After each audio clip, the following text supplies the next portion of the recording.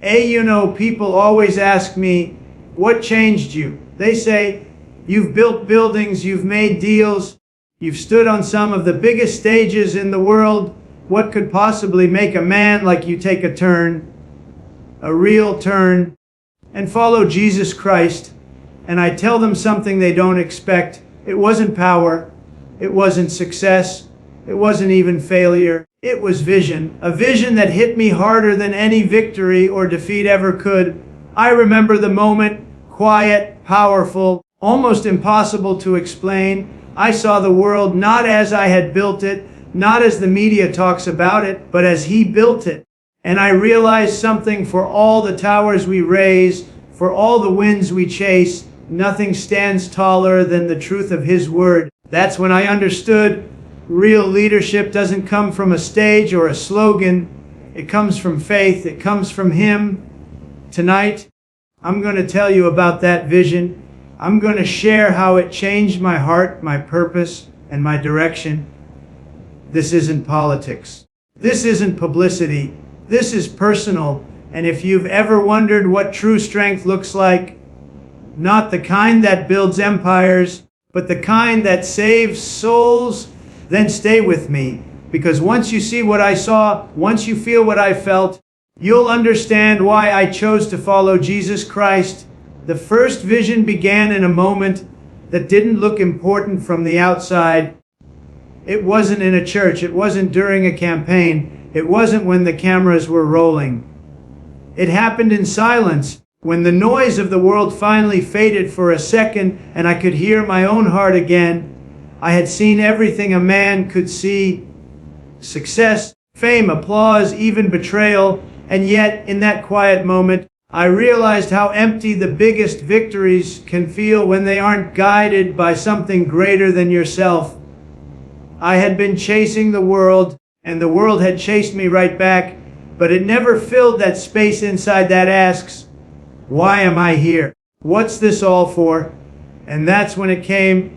Not a voice, not a flash of light, but a vision clear as day, showing me the difference between building a kingdom for yourself and building a kingdom for God. In that vision, I saw what true leadership meant. Not power, not dominance, not wealth, but service. I saw that faith isn't weakness, it's strength, real strength, the kind that can lift people, unite nations, heal divisions, and remind us who we are. I saw that the greatest leader to ever walk this earth didn't wear a crown of gold, but a crown of thorns. He didn't conquer through force. He conquered through love. And I knew then that following Him didn't mean giving up who I was. It meant becoming who I was meant to be. It was like the fog cleared and everything started to make sense. Every challenge, every battle, every time I stood alone, it was all preparation for understanding what it truly means to follow Christ. To trust His plan more than my own. To lead not with pride but with purpose. To stand firm in truth even when the world mocks you for it. That vision didn't come with words, but it came with power, the kind that doesn't come from this earth.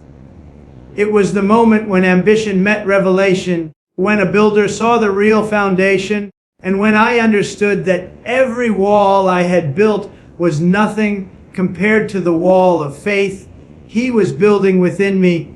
The second vision came when I started to look at the people around me differently. For so long, I saw people in terms of their roles, their power, their usefulness, their position in the game of life. But after that first moment of awakening, I began to see something deeper, something the world doesn't talk about enough. I saw the humanity in people.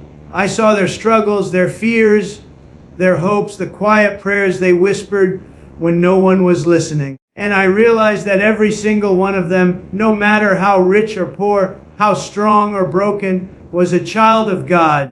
That truth hit me harder than any headline ever could. Because once you see people as souls instead of statistics, you can't unsee it. You start to feel responsible, not as a politician, not as a businessman, but as a follower of Christ who's called to serve, not to be served. I began to notice that the world teaches us to measure worth by wins and numbers, but Christ measures it by love and faithfulness. I saw how easy it is to lose sight of that when you're surrounded by power, pressure, and performance. You start thinking success is about being first, about proving you're right, about never backing down. But the vision I had showed me that real greatness doesn't come from dominating others. It comes from lifting them up. It comes from using your voice to speak for those who don't have one, from giving when no one is watching, from forgiving when it's hardest to do so. I saw that following Jesus meant walking into places where others walk away, standing beside people the world rejects, and loving without condition or reward. It meant letting go of pride, ego, and the need to always win. That's not easy for someone like me, someone who's been built to fight, to win, to never lose ground. But faith taught me that surrendering to Christ isn't losing. It's finding victory on a higher level. It's realizing that every success is empty if it doesn't serve a purpose bigger than yourself. That was the second vision, seeing through his eyes, not my own, and understanding that every person I meet is not competition, but creation. The third vision came in a season of challenge when everything around me seemed uncertain and every voice had an opinion. I had faced criticism before, but this was different. It wasn't about business or politics. It was personal. It was spiritual. I began to see how fragile the foundation of human approval really is. One day they cheer you, the next they condemn you. One moment you're praised, the next you're questioned. And in that chaos, I found myself asking, who do I really answer to?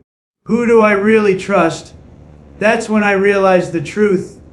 I had been looking for validation from the world, when the only validation that matters comes from God. In that vision, I saw a mountain tall and bright, surrounded by darkness. At the top of that mountain stood a cross, shining like fire in the night. It wasn't a symbol of defeat. It was a symbol of victory, a reminder that faith doesn't make life easy. It makes it meaningful. The vision showed me that walking with Christ doesn't mean you won't face storms. It means you won't face them alone.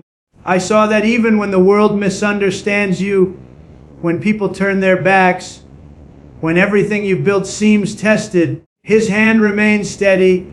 And that realization gave me strength that no amount of applause or approval ever could. I started to understand that the true test of faith isn't when everything is going right. It's when everything seems to fall apart and you still believe. It's when you trust God's timing even when it doesn't match your plan. I had always been a man of control, a man who liked to take charge and make things happen, but that vision humbled me. It reminded me that even the greatest builders work under a greater architect, and that architect doesn't make mistakes. Every delay, every trial, every door that closed was not rejection, it was redirection. That moment reshaped the way I saw success and struggle. I learned that storms don't come to break you, they come to reveal what's unshakable within you. And for me, that unshakable thing was faith. The fourth vision came when I began to see the power of forgiveness in a way I never had before. Forgiveness is not something the world teaches well. The world tells you to fight back, to hold your ground, to never let anyone get away with anything. And for most of my life, that was how I operated. If someone hit me, I hit back harder. If someone wronged me, I made sure they didn't forget it. But then I started to see how heavy that kind of living becomes. Every grudge, every wound, every fight you keep alive starts to build a wall between you and peace. I saw that in myself and others and in the world. And through prayer, through reflection, through that quiet voice within, I saw a vision of freedom, not from enemies, but from bitterness. It was like God showed me that forgiveness isn't weakness, it's release. It's not letting someone off the hook, it's setting yourself free. I remembered the cross, what it represented, and what it cost. The Son of God forgave those who nailed Him there, those who mocked Him, those who doubted Him. And I thought, if he can't forgive that, how can I hold on to my little grievances? That vision changed how I looked at everyone who ever betrayed me, lied about me, or tried to tear me down. Instead of anger, I started to feel compassion, not because they were right, but because I realized I wasn't perfect either. Forgiveness doesn't erase the past, but it releases the power it has over you. It lets light enter where darkness used to live. I saw that true followers of Christ don't live in revenge, they live in redemption. And redemption is what makes healing possible. When I forgave, I didn't lose strength, I gained it. Because it takes strength to let go, to move on, to bless those who curse you. It's easy to fight. The world knows how to fight, but it's divine to forgive. That realization reshaped how I led, how I spoke, how I treated others. It made me understand that love and mercy are not signs of softness, they are signs of spiritual power. The kind that comes only through Him. The fifth vision came when I started to understand purpose in a deeper way. For years, I thought purpose was about achievement, about winning, building, creating, breaking records, making history. And in many ways, I did all that. But even after reaching the highest levels of success, something always felt unfinished, like a chapter missing from the story. Then, through faith, I began to see that purpose isn't about what you achieve, it's about what you fulfill. It's not about how much you take from the world, but how much you give back to it. That realization hit me with force. It wasn't a business plan, it wasn't a campaign strategy, it was divine direction. God was showing me that every gift, every talent, every opportunity I'd ever had wasn't for my glory, it was for His. In that vision, I saw a nation standing at a crossroads, people searching for hope, for truth, for something real. And I felt a calling that went beyond ambition, a calling to lead people not to me, but to Him.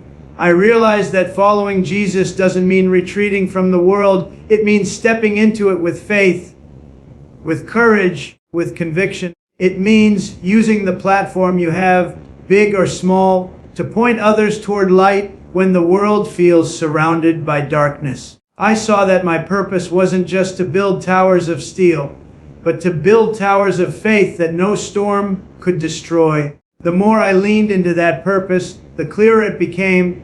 Every trial, every victory, every loss, every lesson, they were all connected, all preparing me for something greater. And that something was service, not service in the way people think of politics or power, but service to God and to people who need to believe again, who need to see that faith still changes lives. I understood that real legacy isn't measured in wealth or applause. It's measured in souls touched, lives inspired, hearts changed. That's the kind of purpose that never fades, the kind that outlives you. And once you see that vision, once you realize that God's plan is bigger than your own, you can't go back to living for yourself.